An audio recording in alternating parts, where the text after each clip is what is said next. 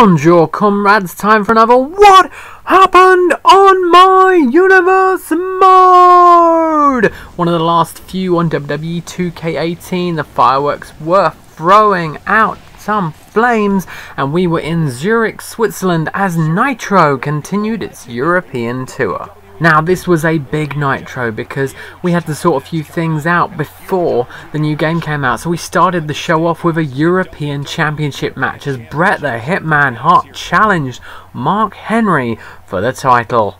Obviously, with Mark Henry being the bigger man, he started on the front foot, nailing Bret Hart with a big punch and a huge belly-to-belly. Henry carried on the beatdown with a headbutt and then a nice big flapjack before going for a big power slam, but Bret wriggled out and nailed Mark Henry with a reverse DDT and then a quick neck breaker and then a quick DDT. He went for a crossbody after that, but Mark Henry moved out of the way and hit another big belly-to-belly suplex. Henry then slammed Bret Hart with an assist off the rope before working on his back, but while he did that he was distracted by the British Bulldog, which allowed Bret Hart to get his bearings back, and he hit a chop block on Henry and then choked him on the ropes. Hart took advantage of having the advantage and locked the world's strongest man in a figure 4 leg lock. Henry though did not tap. Bret Hart was not able to make him quit. He did let go though, he wasn't reversed out of it, and after that he nailed a huge pile driver on Mark Henry and went for the pin. There was no kick out, Mark Henry was down and Bret the Hitman Hart, probably thanks to the British Bulldog, was the new European champion. There was a tag team title match next, but the challengers, the Von Erichs, were quickly attacked before they got to the ring by the Outsiders, Kevin Nash and Scott Hall. Scott Hall getting out a sledgehammer to make sure that Kerry Von Erich wasn't gonna be making that match, although he did hit the ref first. He did eventually hit the right man, and apparently the Outsiders were actually going to be getting these tag title shots instead now that they'd got rid of the challengers. So out came the Natural Disasters holding their big gold belts. And just like with the Von Erichs, Scott Hall got excited and went in the ring quickly and took out both members of the Natural Disasters before the match even started.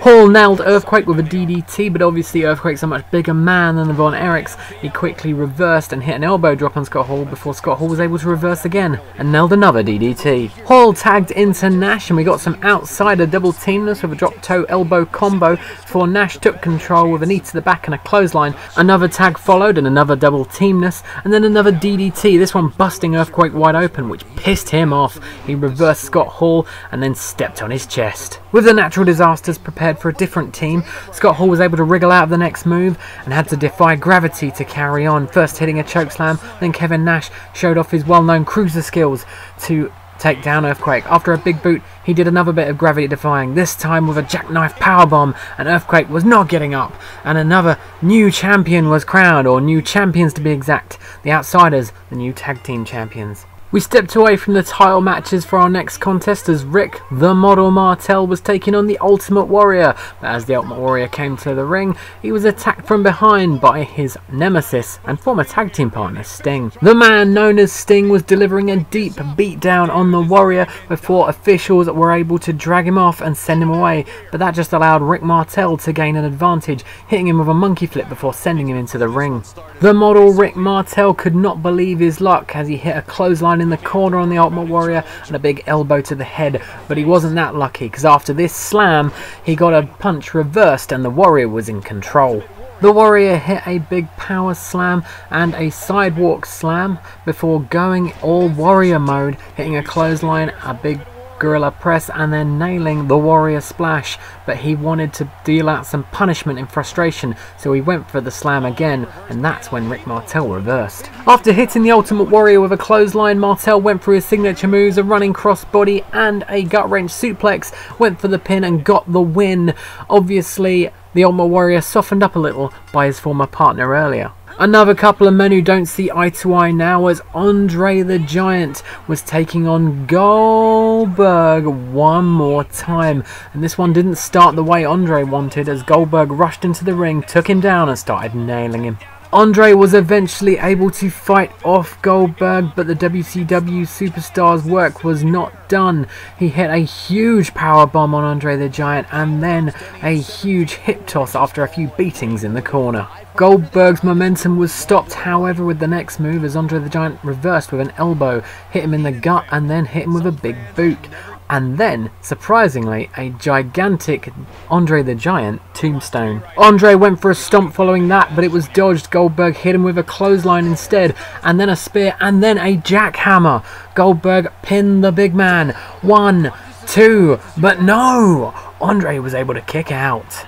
A frustrated Goldberg headed to the outside next as he prepared a table to put Andre through, but Andre rolled outside and stealthily clotheslined him in the back and then just pulverized him.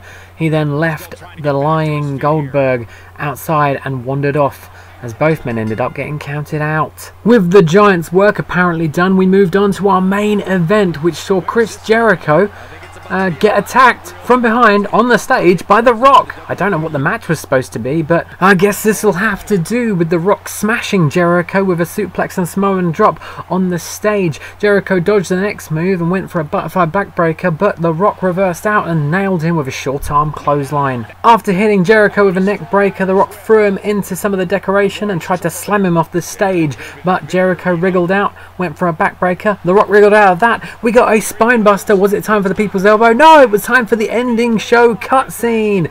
Yay, where The Rock beat up Jericho for a bit and suplexed him on the stage, which he did earlier actually.